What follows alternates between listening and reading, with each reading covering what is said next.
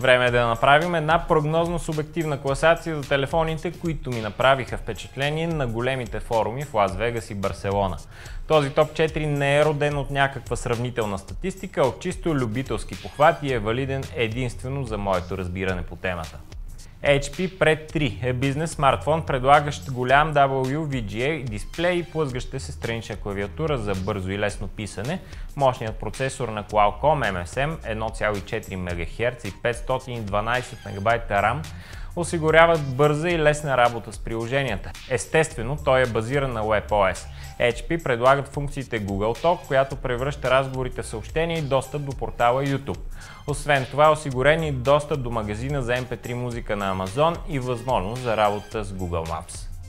HTC Inspire 4G. Смартфонът е снабден с 1 ГГц Qualcomm Snapdragon процесор, разполага с 8 мегапиксела камера с възможност за създаване на видео с резолюция 720p, 4,3-инчов сензорен дисплей и 4 ГБ флаш памет.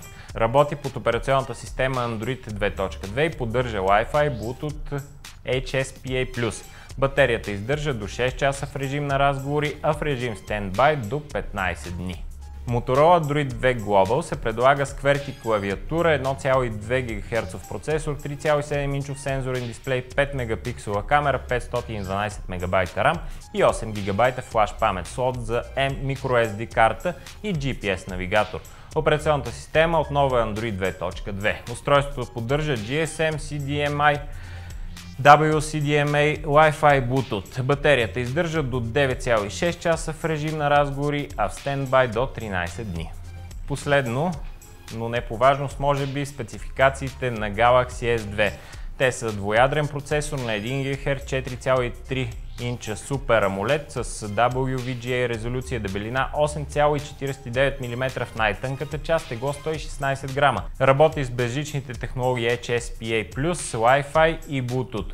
Устройството включва и допълнителен софтуер, като Readers Hub, Social Hub, Games Hub и Music Hub, а камерата с резолюция 8 мегапиксела може да записва Full HD видео. Добавени са още жироскоп и вградена памет от 16 или 32 ГБ.